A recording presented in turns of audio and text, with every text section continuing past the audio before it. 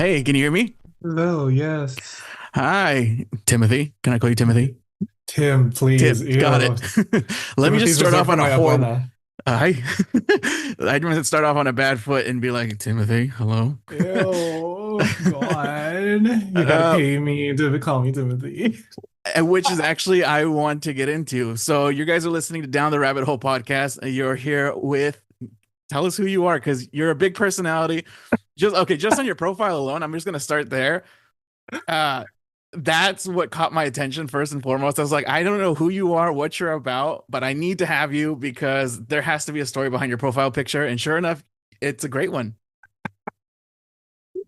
Hello, everybody. My name is Tim Lagman. I'm the host of the Sex Ed with Tim podcast, tuning in from the Great White North, Toronto, Canada. I am a certified sex educator.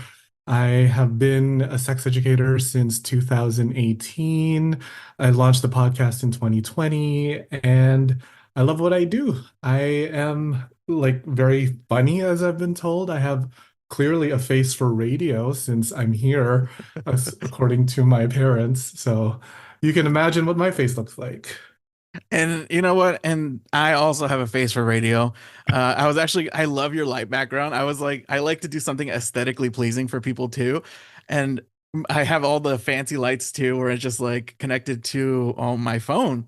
And I was actually going to do like a fun color too. And it didn't work. And it just says like an update. And I'm like, shit, now I just look like I'm a creep just sitting here, just like, tell me about the dildo on your picture. It's But so like, dark. seriously, tell me that about the dildo on your picture. Oh my God. Like which picture? There's so many of them. No, I think I know what you're talking about Okay, because so your profile. So like I was telling you, like that's how I found you out. So you anyone holding a dildo or anything, I'm like, oh, what's going on there? And then I started reading about your bio. You have being a sex educator. Like, how do you get into that field? And I guess everybody loves sex and everybody loves hearing about sex. But what made you feel like, you know what? I'm overly qualified. I want to help people because I think that's the ultimate goal, right? Is helping people. overly qualified. I don't know about helping people, but let's see. Okay, so let's start from the picture. The picture that you saw was actually not a dildo, but it's called an anal dilator. And what it is you put it up your ass, and then there's a little knob there where you turn it, and as you keep turning it, the toy itself gets girthier and girthier, which makes you Mm, stretch out your hole. So, for anyone wondering, that is called an anal dilator. It really helps train for bigger toys and bigger things up your ass. Now, that's as so cool. it's pretty cool. I mean, that's pretty fascinating, and Is, I'm not even kidding. Like, that's so cool. yeah, so as part of the sex educator thing, what happened was I was an escort for 4 years at the ages of 19 and 23, and I was escorting my way through college. Mm, And in college, I was not even anywhere near human sexuality. I was in the music industry. I that's a worked. huge left field, friend. Isn't it so strange? Like what a change. So in college, I was studying music business with this concentration in the music industry, where I worked for Universal, for Warner, for Sony. I so this is one of the things I highlight about my music career. I did the taxes of a little band you might know the name of called Earth, Wind, and Fire. What? So Boy, stop. What? I did their taxes. Are you? I don't know if you're allowed to say that. If No, I I have. can. Okay, I was like that. I'm like that's. Was it that bad? Are they good? Are we good? Are we good out here? They got money. They got money. That's Good for for them. sure. Good for them. It was just like, wow, how many commas can fit in a bank account? Yeah. So, Shit. uh, Okay.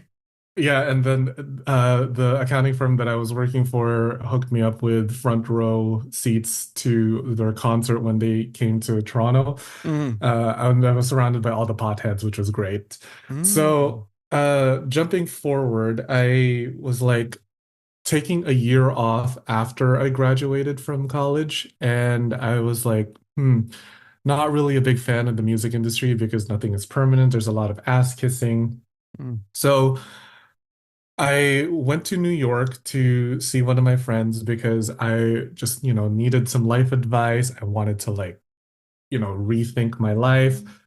And we met at a Starbucks and it was there totally like random. She goes and asks me, "Hey Tim, you're gay. How do I have anal?" And I was like, Sorry, that's such a good opener, though. pun intended, right? Opener. Uh, so I was like, uh, sweetie, we're in a Starbucks. What do you what do you mean you're just gonna talk about anal? So I was like, all right, fine, whatever. I guess we're gonna talk about it. So then I talked to her about like, the hygiene, the preparation, and all the things that go into preparing yourself for anal sex. And it was at that moment where I was like, okay, I felt like a fire under my ass. And I was like, okay, I have all of these experiences from being an escort. I also have some business knowledge from college. How do I put those two together? I started Googling things that had something to do with like sex and business or whatever. I was like, I can't be a therapist or a counselor. I can barely keep up with my own trauma, let alone somebody else's trauma. And I came across the term sex educator. So I was like, oh, okay, this is really cool. There's really no clear-cut path into how to become a sex educator. You kind of just dive right into it. So really, it started with me posting on Instagram, like blogging, giving people advice, and kind of like offering my services to couples. And then it kind of just developed from there. I found how to get certified by a certification body, and I launched a podcast in like 2020 because of lockdowns, and I can't see any clients anymore. And it kind of just grew from there, and now here I am.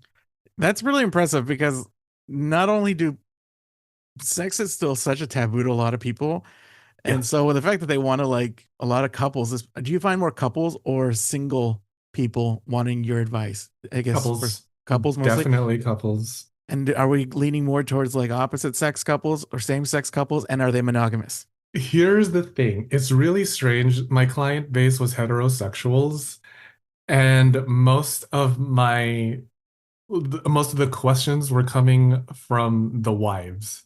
So, Mm, like, and I have a little bit of a hypothesis to this, is because when a woman asks a gay man, there's no sense of like, oh my God, are you gonna hit on me? Are you gonna like touch me or whatever? So there's a sense of comfort there.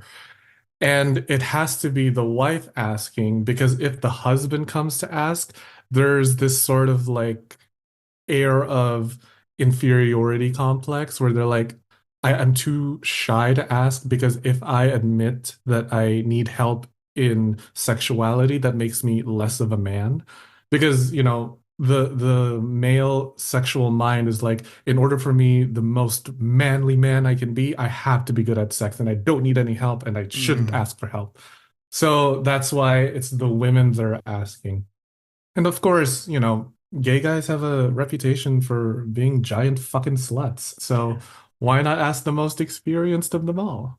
And I feel that. And I guess it's very fascinating that you were able to make a full on like career out of it. And like I guess I still with a lot of people like not comfortable, they can find that comfort.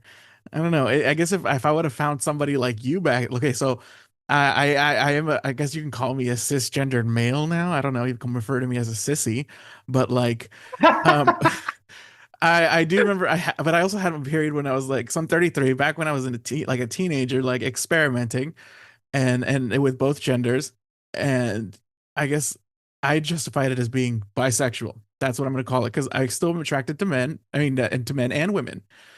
Um, but the confusion around sex is so confusing to me towards men. And I guess my relation, okay, like my relationships weren't that like crazy or anything, but relations, it was more so, that was confusing. And somebody to talk to at least to be like, hey, I did a thing with somebody. I need help. I feel like is such a good resource to anybody, really. I mean, in this day and age, when sexuality is, or at least the field of sexual studies is ever growing and expanding, yeah, it's really nice to have that kind of uh persona or someone to look for. And like, I didn't have that. Everything that I know about sexuality and sex education is because I fucked up. Mm, I shoved things in my ass that should not be in there. I ate things before sex that I should not have eaten. hmm. So don't eat a burrito or any sort of like Indian food before you go Amazing. for sex. Yeah, don't do that. Amazing. Yeah, so everything I learned is because I fucked up so many times, and I want people to learn from my mistakes. The tagline of the show is, I may be a sex educator, but I don't claim to be a good one. So it's just like, I mean, yeah, this is just your experience, and it's almost like it's like it's kind of like when I tell my friends advice, and then I'm at the end of the day, but like, I don't know, you know what I Do mean? as I say, not as I do. Exactly. And because I'm not the best I'm like good at a lot of things, but I'm also bad at even more things. Um I and I think guess I'm good at sex. I think I'm I'll okay. admit that. I think I'm okay. If I Listen, I haven't had any complaints just yet, so hey. you know what? I'm same here. Same here. Except So you're good. no, except for that one time. That one, like Oh I said, I was shit. a youth. And I do tell people, but I think now I'm more comfortable like as an adult, like talking about my sexual conquest as a child and like my curiosity. Like I said, I was curious and I was having experiments with the opposite gender. And butt stuff wasn't for me. It was not for me. It's not I for everyone. yeah, and I was like, I gave it the old college try, so to speak. Um, and then again, but it didn't really help that it was just like an older dude with who was stinky and not attractive, and I was like, you know what? Uh, Yeah. Oh yeah. no. Yeah. I was out in these streets. It was bad. Oh my But I God. was so Listen, you confused. can I be didn't ugly. Like, just clean up. yeah, I Just was clean. so confused as a child. Mm, And I guess it was kind of like it would be cool to have someone to talk to, but you can't because I have to keep up this masculinity thing and exactly. Right? what Even like gay guys, they are the least likely to ask for help about sex because we do have a reputation for being like, promiscuous. We're having sex all the time. But if a Mhm. gay guy asks for help about sex, then it's like, how good of a gay person am I? Mm. Right? So, yeah, it really just boils down to the fragile masculinity of it all, which is why like guys are very shy to talk about sex or at least apprehensive, or probably even none. And you know what? You're right. It's all right. I tried butt stuff as a youth. Didn't like it. Did not like it. See?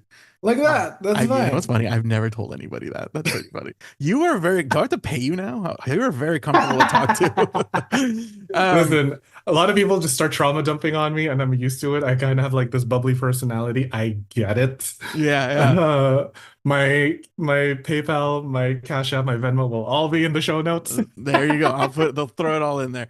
And okay, so what was your youth like? Have you always been this bubbly? Or because I know you've gone through some shit, but in order to go through some shit, I always feel like people first of all have a oh shit moment. It's that catalyst. And then they have that Phoenix rising moment, as corny as it sounds, but like you feel a little bit of a rebirth. What was yours and what like when did you feel changed to be this better you? Uh, my childhood was, I mean, I was brought up in a Jesuit school in the Philippines, Mm, and if nobody knows what Jesuit means, it basically means Catholicism on steroids. oh my God. We didn't have a principal, we had a headmaster, and it Oh was my like, God. That's the real yeah, deal. yeah, and the headmaster was like a priest, right? So a priest that would basically be the sort of like overseer of the entire school. And I went to an all boys school, so already I was like, should I be attracted to all of these other boys at school? It Yeah. doesn't feel right because the headmaster told me it's a bad thing. So, like, a lot of repression when it came to my childhood. And there was like zero sex education other than like, oh, this is puberty. This is how a baby is made, and that's it. There was no talk of pleasure, no talk of protection, nothing. Mm.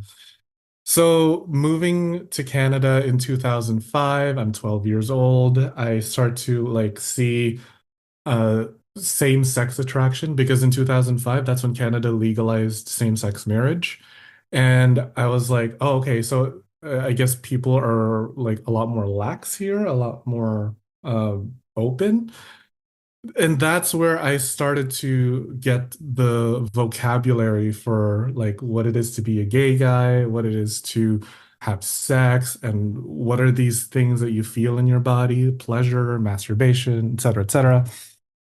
I would say that my sort of like phoenix rising out of the ashes moment is like when I was recovering from sexual assault. Mhm. And that's when I was like, okay, uh, so apparently there's a dark side to sexuality that I didn't know about. And really that was like my sort of, as per the title of the show, my rabbit hole, right? Mhm. That was where I was like, okay, so sex can be good. There's some people that use sex as a weapon and like doing all these things. And that's kind of where I really started to like dig into human sexuality. And like everything around human sexuality just fascinated me.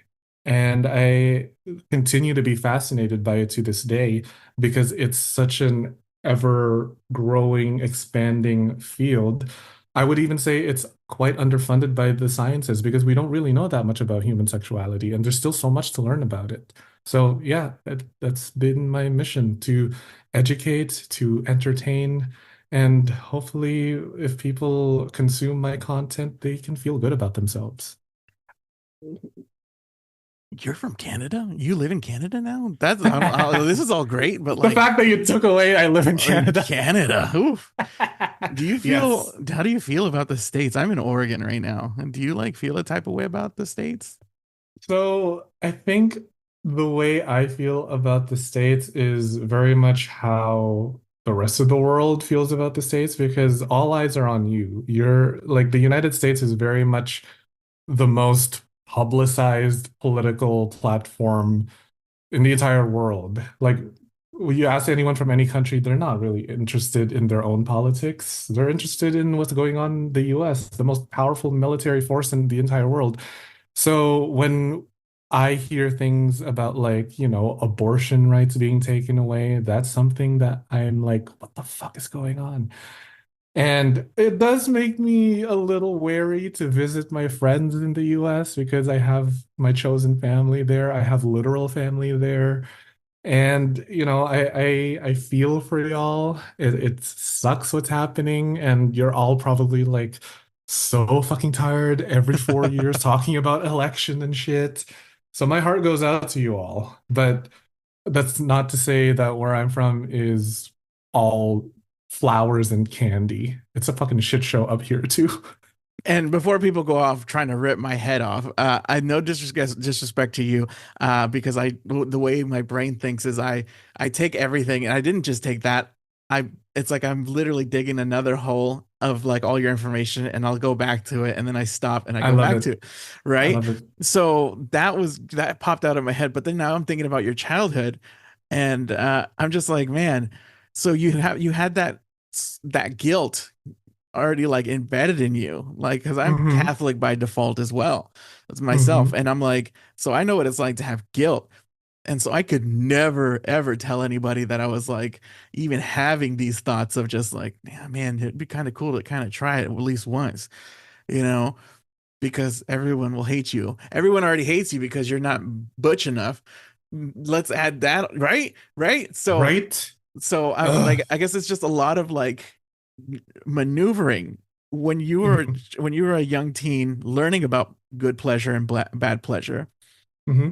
is is there any regrets to your experience, or do you feel like it's kind of it's all a brick to your No, no story? regrets. No regrets. I Yeah. think everything I've experienced has made me who I am today, and I am so thankful that I have experienced both the good and the bad. And it has taken me a long time to be thankful that the bad stuff has happened because for a long time, I had this victim mentality of like, oh my God, I Mm. should not have been in that situation. I put myself in that situation. I was so stupid. And then, through years and years of therapy and ongoing therapy, I'm like, you know what? That situation happened to me. It fucking sucked, but I am here now. I'm alive. I got out of it a stronger, better person. So, I'm totally thankful for all the things that have happened to me and how it contributes to my ongoing learning of human sexuality. And in your field, I mean, there's a lot of you said there's a lot of dark. I mean, how dark does it can it get really? Like because Oh, it's I know if I'm just talking to you, meeting you for the first, and I'm already trauma dumping. I can't imagine like your clients actually really trauma dumping on you with their situations. And yeah. also adding to that, how are you not depressed yourself hearing all that? This persona is brought to you by Wellbutrin. Perfect. So like when it comes to clients and their trauma, I know how to like set a container and set aside my own views and my own prejudices and just come to them from an objective point of view. Uh, it was very emotionally taxing though, which is why I had to leave escorting. And because the misconception is that escorting is basically all sex. When in reality, I'd say like maybe 40% of my clients wanted sex and the other 60% just wanted a social connection and Mm. human touch and literally just someone to hug and talk to. Like my clients who were like older guys who were in the closet, they're like, oh, my wife doesn't know that I'm doing this. I'm like, hey, you know what? It's none of my business. He really just needed someone to like hug and talk to about his like guilty same-sex feelings. And I was like, okay, I'm 20 years old, dude. You're in your 40s. I don't know what you want from me, but I'm here for you, I guess. Are you all in? And Are you all in on this? Like, do you give them like 100%, or do you just kind of like standoffish? I smile and nod and just give my best Oscar-worthy acting. Like I'm very interested. It's like, oh yeah, tell me more. Like all the active listening buzzwords. Like, is Mm, that so? Please, like, how do you feel about that? It was very like, you know what? They're paying $500 for my services for an hour, so of course. hey, there you go. Yes, I was expensive. So the same thing with my sex education clients where they're like, how do I get my husband to eat my pussy more? And I was like, whoa, okay. So let's rewind and let's get the husband in here. Let's talk it out. What are you scared about? What are you like? What are your fears? Why didn't you want to do this? And, things come up in session that just organically come up because, conversations can go on tangent. It came from like, talking about oral to the actual like root of the problem, which was uh I guess I can share a little bit about that. Uh the fear of like oral was like a fear of intimacy. Mm. So I was like, oh, okay, so where's that fear of intimacy coming from? The emotional closeness of it. So, it was very much a mixed bag, but all in all, the same kind of like root is this fear, this wanting for human connection, and just at the end of the day, we want to be loved. Isn't that crazy how we all do? Like, we're all just on a floating rock, but at the end of the I day, know. we all just Isn't want that love. weird? We all just want love. Like, What? that's all we want. Like, and like, Radical. it literally blew my mind too when I started actually thinking about it. Like, you know how good a warm, like a strong hug, even from a man, just anybody with a strong enough grip, like that just feels good. You know what I'm I saying? want to be hugged to the point that my spine cracks. Like, and then I I started want thinking, do I have that. autism maybe? Do I just want to be binded? Like, I don't know. Or am I into like, into Ooh, some, you know what I'm saying? I love being tied up, like Uh, whether it be a straitjacket or like rope, like bondage. Oh, it's such a comforting feeling. That's why I love a weighted blanket. are we autistic? No, we're just touch deprived. Is that what it's We called? really, we're like, I think a lot of us are touch deprived mostly because we that kind of feeling has come to the surface at the dawn of lockdowns because Mm, we're social beings, right? And lockdown has forced us to be like separated from each other. And because we spent so much time alone during that year, 2 years or whatever, all of these feelings start coming up and they're coming to the surface and we start to see those creepy crawlies from under our skin that we're like, oh, I actually need to be touched more. I actually need to talk more, or I actually enjoy being alone more than I thought I did. So, mm. things are bubbling up. You mentioned something earlier, and I was really curious. So, okay, first of all, is it fair before you kick my ass? Is it fair to say you're an openly gay man? Can I say that? Is it? Can I throw labels at you? What's your I'm label? like literally wide open, sometimes a little too open. My asshole is just gaping right now. This, Yeah. like Like this. if you put your Right now, traffic it's cone like in there. Yeah, yeah. normally it's like thumb and index finger. Now it's thumb, thumb, index finger, index finger. So We can like, put a traffic cone up in there. and that's kind of the goal because like I came into this conversation really tight and scared because I don't know what you were gonna bring to the table, but I'm gonna end up loose like a little heart. Oh. From a little tiny straw to like a full manhole like, on the But in the shape street. of a heart. Aw, that's so Um, sweet.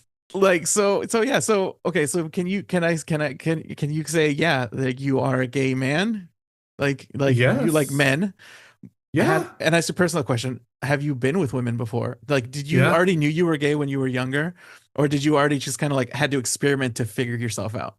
I don't think I was experimenting. I think I was exploring, which is Mm. a Huge lot difference. more. Yeah, because Huge difference. experimenting means like, okay, I'm kind of like solid in my identity. Let me dip my toe in this other pool. Whereas exploring is kind of like trying to cut through the weeds like Indiana Jones and like finding my way. And Boy, did I find my way I through Grinder once. Oh my God, please. Grinder's a different monster altogether. But I have been with women. I've been with a cis woman and I have been with a trans woman. I actually got the cis woman pregnant one Amazing. time. And she came to my place and I was like, oh my God, what are we gonna do? She's like, I don't want this baby. We're still in college. And I was like, I don't want it either. Gave her Oh. some money for a cab to the abortion clinic, and I never saw her again. Oh my gosh. That well, I mean, honestly, that almost sounds like not to throw like make that light of a situation, but that almost sounds like a sitcom. Like, oh no, I'm gay, and like, what do I do? And I'm a dad now. Well, at that point, I wasn't even like gay. I was still exploring. I Oh, didn't I okay. didn't really like embrace the gay like label because again, I was still young. I it happened when I was 18 years old in my Mm, first year of college. So I was like, I don't really know what's happening. And then with the trans woman, I already knew I was gay. It's just that I was a little drunk and she told me that if I go back to her apartment, she'd let me play Luigi's Mansion on her GameCube. hell And yeah. I was Hell's like, yes. yes. And then while playing, she kind of like mounted me and I felt an erection and I was like, oh, this is kind of hot.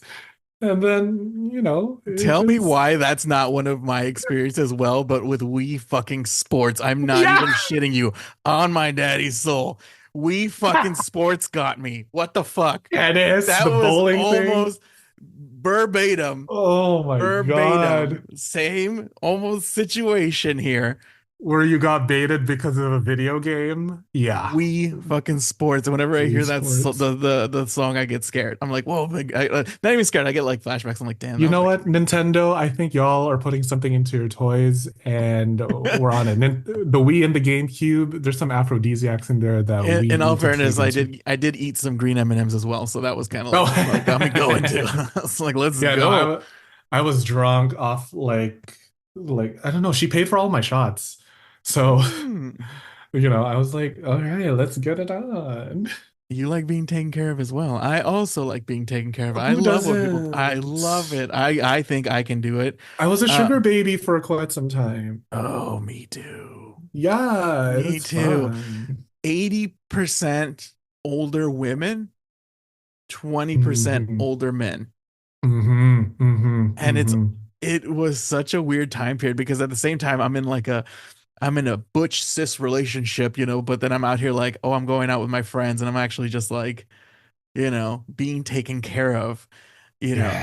And you're right, Yes. it's not even all sexual. A lot of it was just like, can you just come over and cuddle with me naked? Yeah. And Like it's like, sure. one client didn't even want any physical touch, just literally sit across from the table, have tea with me, and listen to me complain about my grandkids. I was like, sure, can do that for Mm, you. That's it. amazing. Yeah. Well, and The I guess only condition was that I look, pretty. And that which meant having my shirt off, but I used to look pretty too, friend. Oh yeah. But now I feel like tired and old.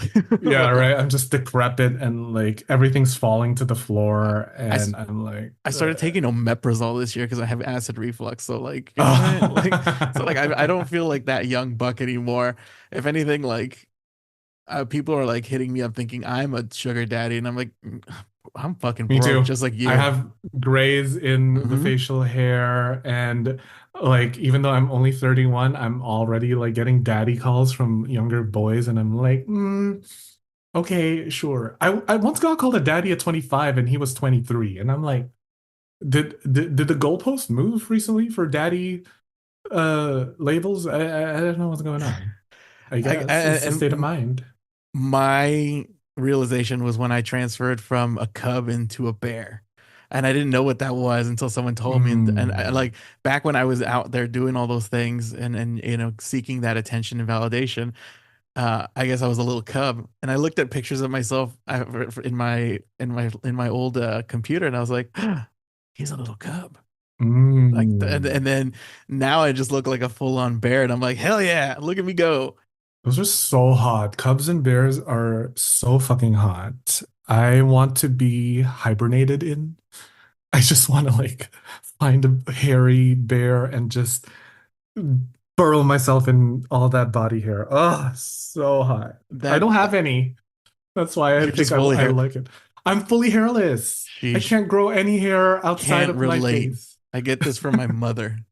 I have nothing. That's why I So have to like tattoo myself so I have something on my body to show. I see the goosies on you. Um, so because I was asking about like if you've been with women, because do people ever try to question your rep? Like when if I'm in a really like have you ever licked pussy before? Like, why am I telling you about this? I mean, I know I have a lot of trauma, but like, have you ever licked pussy before? I hate that about the gays because we have this whole like gold star gay thing where it's like you're not actually fully gay because you've been with a woman or like you've touched a vagina before. And it's like that's not a thing. Gold stars and ratings are not a thing. It's stupid. Like a pure gay? Yeah, like a platinum star gay is a gay that was born via C-section because they've never actually come out of a Mm. vagina, which is like stupid. It's like a Jesus. joke, but you know what I mean? It's That's like a good joke though. stupid. That's pretty fucking cool. Like they come out from directly pulled out of the uterus. Anyways, it's like it's so ridiculous that we kind of lump ourselves into these like I'm gayer than you, this sort of like gay hierarchy. But when it comes to like my reputation, I think the numbers speak for themselves. I literally keep a Google sheet of the number of partners I've had, and I stopped at like row 2,900. So I'm like, I probably need to update it since the last entry, but I'm pretty sure I'm gay, and you can take my word for it, everyone. I am as gay as the day is bright, gayer than a tangerine in jean shorts. Love. So on the hierarchy of gay, you're not a purebred then. You're not. I love being bred. So call me a bakery because I love bread. Hell yeah. I love how open you are about this. Because like if now you're putting it on a hierarchy, like if I remember correctly, I think I'm C-section. Correct me if I'm wrong, mother, but if I think I was a C-section, but I'm not really like full on like but like I've had my experiences, but at the same time, like that doesn't really go away, I think. Like I'll look at a dude and be like, hey, he's pretty attractive, but like do I act on it now? I'm like, nah, not really. You know what I mean? Yeah, I'm like but I like a day walker, if anything. Like a gay daywalker. bisexual daywalker. Don't get me wrong. Like I was watching the was it iRobot and I saw Will Smith's butt and I was like, yeah, a nice butt. It's a nice butt. I mean, But you could just like butts. but then I didn't sit there and like jerk off to it. I waited till later. So you see what I'm saying? Like it's not like if there was a scale, I'm like going up and down like that. I guess Well, depends on the that's day too. normal. Well, that's normal because sexuality exists on a spectrum. Some people just exist on that spectrum a lot longer than others. I have my best friend, she and I have agreed to like this sort of like horoscope scale because she is very butch looking and she does have a lot of desire for both men and women. However, she can imagine herself being with a woman at the end of the day. So she's a straight rising, a bisexual sun, but a lesbian moon. So you could adapt that same sort of like structure where Like you're like, bisexual sun or whatever. I'll suck your dick, but I drive a Subaru. So gay moon and a straight rising I and feel like I bisexual feel like I sun. feel like I can say that because I drive a Subaru. Yeah, there you go. It's very soccer mommy of you. When like I do remember when I bought my Subaru. I've had Subaru for years, but I remember the first Subaru I bought was a Crosstrek. I remember I going to the dealership brand new. I was so excited. I've always wanted a Subaru, and it was the most lesbian car you can think of, other than the Outback. Outback is like on the tier level. I think You Outback is could, I very mean, not lesbian. a Ford. Right, but That would have Subaru's up been, there. And the yeah. only reason I was super psyched about it, and I knew I made the right choice when I signed the paperwork, I got out, I got in the car, and I sat there. I'm like, I'm a Subaru owner. And as I was driving off, a lesbian couple walking across from me. I swear to God, on my daddy's soul, holding hands, flannels and everything, Patagonia, looked at me and then stared at me for a second, went like this, and then nodded. And I said, that was my validation. That's all I needed. Never turned back. Been a Subaru owner since. You got the lesbian stamp of approval. That's amazing. I And I think love that's that. basically most of my podcast. Most of my life has been talking about how I need validation, and now I have a better way of expressing I need validation. Um, how do you feel about people using you for validation? Like, do you ever get even from I know some women like some men like I always want a gay best friend. I've always wanted a gay best friend. I can tell you that right now. Does that feel like I'm objectifying your sex at all, or My entire personality? No, I mean, like, I've been with guys who are in the closet who needed to have that same-sex experience to sort of validate what they've been feeling all along. So, I mean, like, a guy divorced his wife after having sex with me. And, mm, like he you just know, knew? it was like oh, this is why I am no longer attracted to her or I haven't had sex with her in a while, but however I still do love her, we have kids together, but it would be a disservice to her if I stayed in this marriage. So It the was that. what you're saying is the bussy was so good that he switched teams. I mean, why Like, do you think this pussy costs $500 for the hour, honey? oh my God. Just so you guys know, everybody, I'll post this Cash App if you guys want it because this is the best bussy I've ever talked to in my life. Um, but like, I guess because I guess for me, and I feel like almost like tiptoeing sometimes. I legit do want a gay best friend. I've always wanted a gay best friend, like a full gay best friend, but nothing like where it's like I want to try to pursue you, like legit platonic gay best friend. Where like, Mhm. what's the term I heard once? Oh, I remember this woman referring to her friend as like, "This is my homo honey," and I'm like, "I wish I could say that. I want a friend like that." And And I my best girl is my fag hag. see those, and I've heard that before too. And I was like, "That's so cool." Like, I wish I was part of this select group of people. Am I too butch? Do I like what is it about me that I like? No. But like, I love musicals. Like I cry during like. what was it called? With Ariana Grande coming out, Wicked? Wicked. I cried during Wicked. You know what I'm saying? Like, so, like, Wicked is yo, gay. Wicked is super gay. I love it. I can, oh, I won't sing it to you, but I can sing it to you. You know what I'm saying? So, like, Yeah. why don't I have a gay best friend? I do remember once, can I tell you a story on how I was so close to having a gay best friend? I Mhm, remember at mhm. work, um, we have this group chat. And I work in the medical field. I've been working for like over 12 years in the medical field as a medical assistant in random clinics here and there. And then I had a coworker message the group chat and says, "Hey guys, what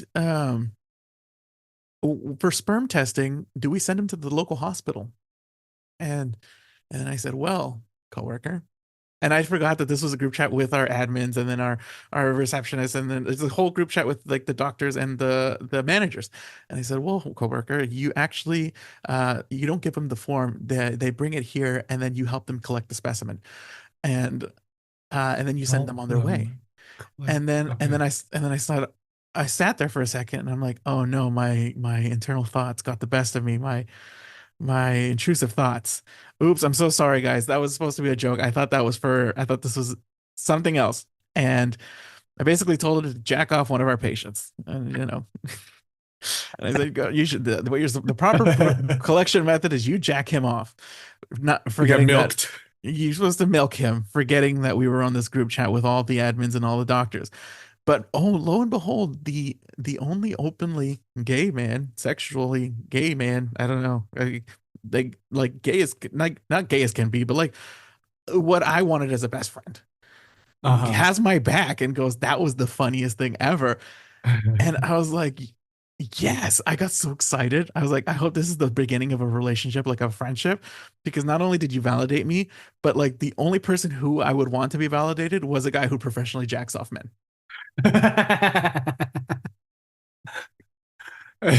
I love that there's a professionally jacking off job. That's so fun. Uh, That's who I want validation from. Plot twist, we didn't have a friendship after that, but I miss him dearly. And I Aw. really hope one of these days I do have a gay best friend because like a sitcom, like I want my gay best friend. I Why feel don't like you hit that, him up? like, because, hey, do you want to hang out? Like, how do you, I guess, Yeah. not even like, okay, not even like that. In your 30s, you're 30 now. How do you make Yeah. friends? That's Because a if you good fucking know, question. tell me. Because I tried it once and it went weird. It was so weird. It's hard. I was like, hey, like, I went to the park with my family, and we went to the park hanging out, and I saw these break dancers, and we were like minded, like about hip hop and music, and I was like watching them, and we were, vibing. And at the very end of this interaction, I go, so like, how do we be What? friends? Can I? I know, I know. I hate it. I hate uh, it so much. Can I I'm have? so violently introverted. Can I have your social media, or can I? Like, I don't know how to do it, and Can I be friend with you? May I have I friendships? just want your friendship, and I don't know how to do that. And I literally just like that, even though I'm joking, mm, I want to be friends with you. And they were really I cool about know. it, and they Yeah, were really yeah. nice. I'm so happy. Yeah. No, but like having gay friends is like not so much objectification, but I think there's this sort of security in knowing that this is a person that I can relate to on a platonic level who also understands my sort of views on sexuality, uh my traumas, my experiences, and it doesn't have to get into like a hookup or whatever. It can just be platonic. I've made friends mostly from, well, my job. Mm. And I also have another job out of this, which is that I'm a pole dance instructor. So I'm surrounded by a lot of queer people from there and like circus. Your core must Uh, be fucking amazing. I mean, you can like Bam. slice fucking cucumbers on this. You can wash your laundry on it.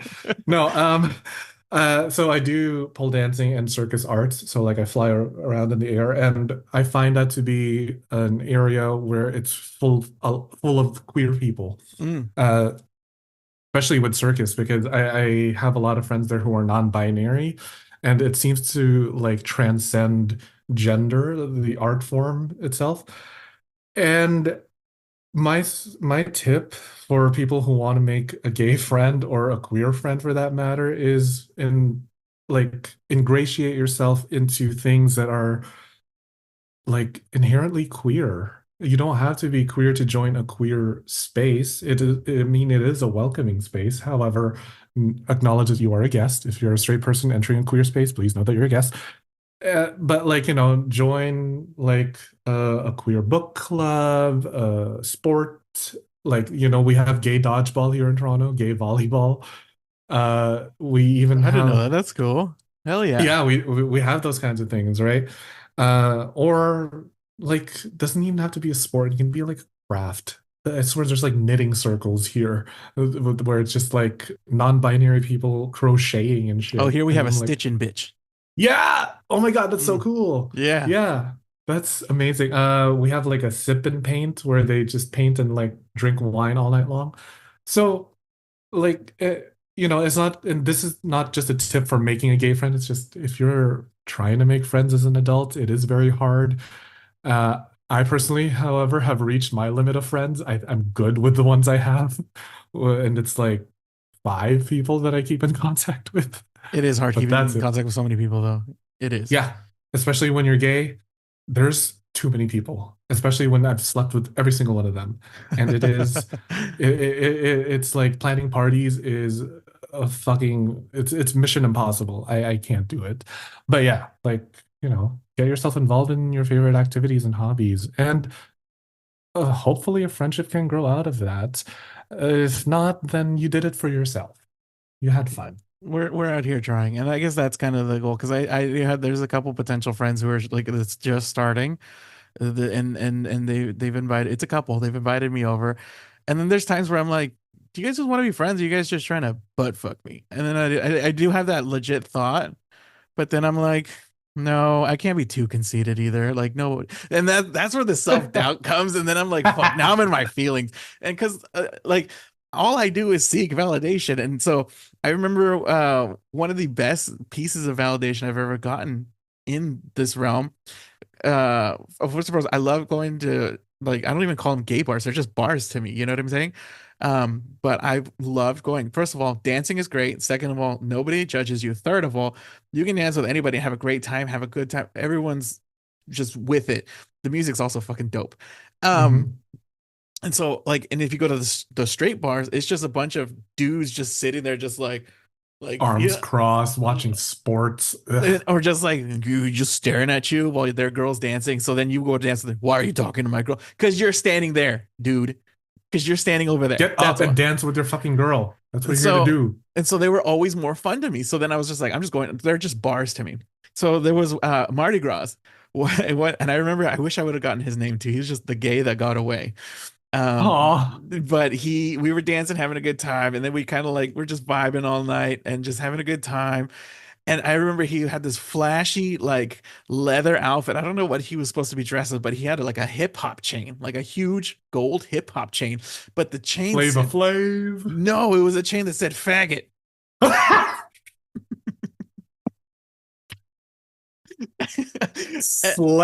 And I Slay. was like, and he was like, I'm taking it back. And I'm like, what? And he was like, I I'm not love gonna let that. this word like affect me. I'm owning this word. I'm taking it back. I proudly call myself a faggot all the time. I was so impressed, and I was just like so. And I remember we had such a great night. We were hanging out with his friends, my friends, everything. And then by the end of the night, it was like Cinderella. Dude just left, and I was like, hold Oh, on. And I still come think about it at the back. time, and I'm like, the faggot that got away. You know what I'm saying? Like I miss that guy. I don't know where he's at. Oh, but the validation I got from him was we were dancing, and he just like grabs me and goes, "I need to tell you something." And I'm like, "Yeah, what's up? Are you okay?" And he goes, and he grabs me by the head, and pulls me closer. And he goes, "You are the sexiest man here. Don't let anyone tell you otherwise." And I was like, Oh, "Oh, yeah." And he goes, "Yeah, you're a little conservative. I see you dance like you're shy. You dance like you're hiding." And I said, "You got that all from my drunk dancing?" And he goes, "Yes. You dance like you have reservations. You don't do that. Don't do that ever again." And then we just went back to partying, and I just remember I was like, "Whoa." That was the coolest thing ever. Made my life. This was 2013, 2014. Oh, I still think about, damn, that is you hard. still That think I about that? I'm like, man, nobody's ever complimented me or even like gave me such a huge pep talk in such a short amount of time like that. Like I went to therapists who couldn't even reach me like that deep. And I just remember this dude did it in like 2 minutes, you know? And so ever Wow. since then, I guess maybe like I don't want to like that's why I feel weird. Like, am I objectifying, you know, gay men that I meet? Because it's like the white buffalo that got away, man. You know?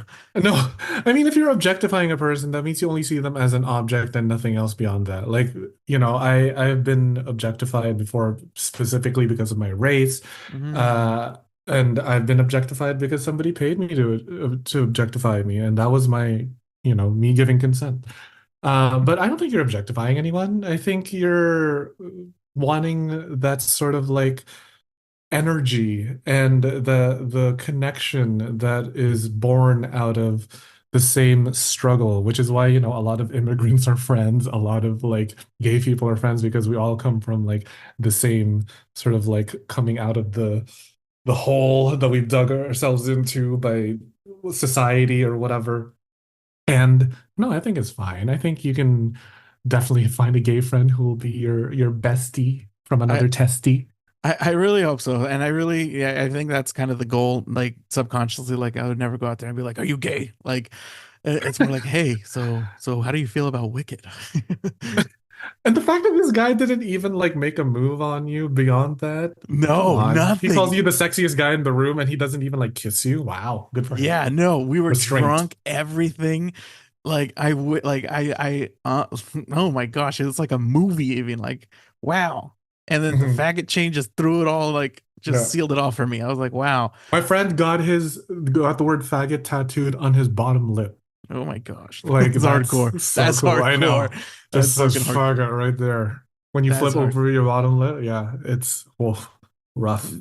Do you have a really nice smile, by the way? I'm not trying to pick you up, but Thank you. If you you can have pick me up, it's fine. You can totally flirt like with so me. It's just you have a very nice fine. smile. But I'm gonna tell you, you, tell me your smile. Is it really bright? Is that you? Is that you? Or are we paying for that?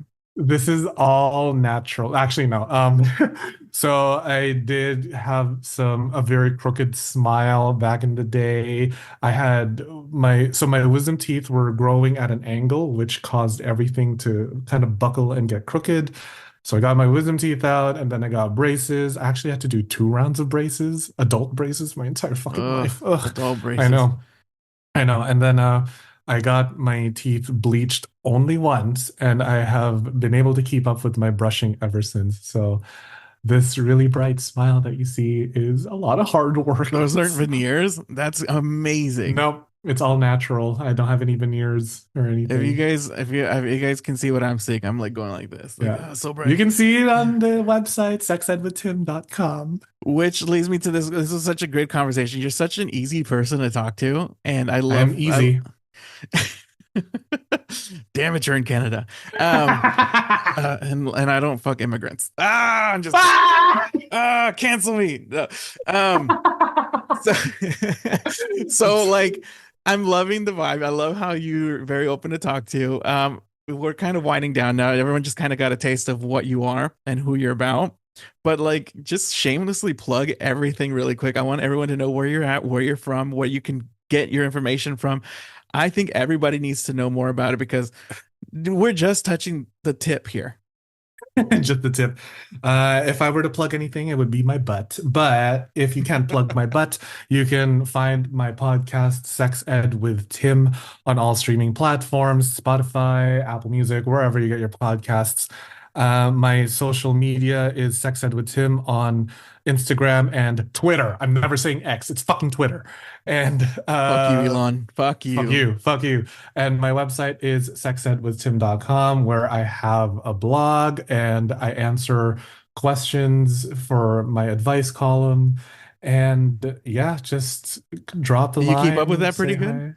Yeah, I do. I respond to my emails and post like the good ones like once a month because Mm, those are the really juicy of all the questions. So hmm if your question is very juicy and you want my advice, I will definitely make it public. All names are changed for anonymity, so you don't have to worry about that. But, I give some, I think, pretty good advice, but be warned, it is not very kind. It is sassy, it can be rude. It's all tough love. It really is. I love the tough love, and I have one more thing actually before we head out. I do want to talk Mhm. about because like there was one hole that I left over here untouched. Deeper into your escorting, I know you like to touch. You're a fan of the touching and the cuddling and coddling of people. Um, it's not as how did people get a hold of you? Were you on the streets or were you out I there had a like pimp. did I you had was a that how that pimp. goes? Okay, I didn't want to Yeah, I say it, but did. like do you I like had a pimp. do you Her name was report to somebody? Ashley. Uh, Shout so out to Ashley. I know wherever she is now. I don't know where you are. It's been like what? I was 23, 2016 was my last client. So I don't know how many years it's been since I last contacted her. But she was very good to me. What happened was Does that it she work would like people when I say pimp, contacted her. huh? So the clients would contact her. She Okay. would then forward the client information to me, and she gave me complete autonomy to say yes or no to this client. It's not like, I wasn't trafficked or anything. I had full choice and full freedom to Okay, choose that's my what I wanted to clients. clarify because I was like, "Hey, blink once if you're okay, blink twice if you need help." No, no, no, Because no. The only thing that was like, with me and Ashley, it was purely transactional. She took like 10% of my earnings, which is only like $50 because I charge 500. So then I keep the 450, she takes the 50.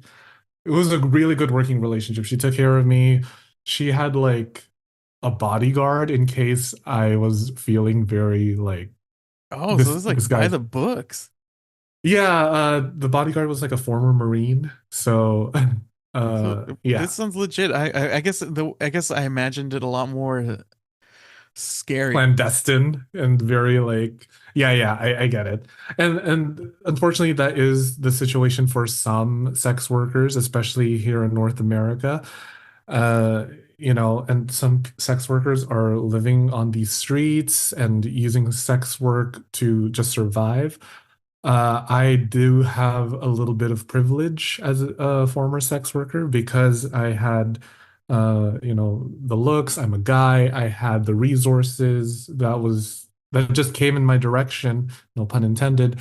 But like I was pretty fortunate in my sexual experience. So yeah, I had it pretty good. Sometimes I miss it, I, I, but I look back at it, it's like the emotional labor. No, thank you. and I think that's a good way. That's a good way of looking at it. I like that way of thinking about it because you're right. When I think of pimp, I think of escorting. It can be a dirty business, but it does sound like there was some good times there. So A lot of good times. I wouldn't even say one bad thing about it. I mean, I had clients who were like asking for some extreme stuff, and then when I was like, I gotta up my price, they're like, okay, fine. I guess I don't have to do that. that's okay. Money talks, baby. Money That's talks. that's why we have the internet. So. Yeah, right. Well, thank you so much, Tim, for Uh, being on the podcast. Thank you for taking your time to talk to me. This has been very, very eye-opening and very enlightening. I definitely love this interaction. One more time, just for everybody, just shamelessly plug the shit out of it before we go. Well, thank you so much, Louise. And thank you to all the listeners of the DTRH podcast. My name is Tim Lagman. You can find me on sexedwithtim.com. The name of the podcast is Sex Ed with Tim on all streaming platforms, wherever you get your podcast. My Twitter and Instagram are both at Sex Ed with Tim.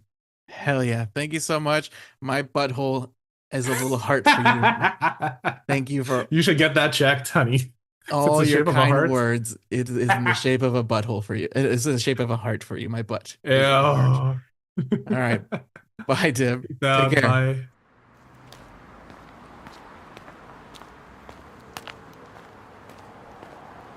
Hello. Please leave a message after the tone. Bro, what the fuck? You still have my sister for your voicemail. You need to change that shit. Because when somebody calls you for a job opportunity, they're gonna be like, "So is it sushi or you're crazy?" um, bro, this is crazy. Lois, I literally cannot. We can't hang up. It's the phone. Hey, sweet cakes, it's me. I was just calling to let you know how much I really do miss you, babe. I've been thinking of you all day, and I hope that you're having a great day, because I know how you told me how much your coworkers are annoying. It's okay, babe, because I know you're gonna get through it. But I really do hope you have a good day, and I was thinking of making you your favorite pasta. What do you think? But babe, I really miss you. Please give me a call when you get the chance. I love you. You're so cute. You're so cute. Damn, Luis, you just keep giving me challenge after challenge, and you know I'm down. But I'm interested in all the cochinadas que quieres hacerme. I'm like curious about it. What can it be? Well, let's just find out, I guess. All right, I'll talk to you soon.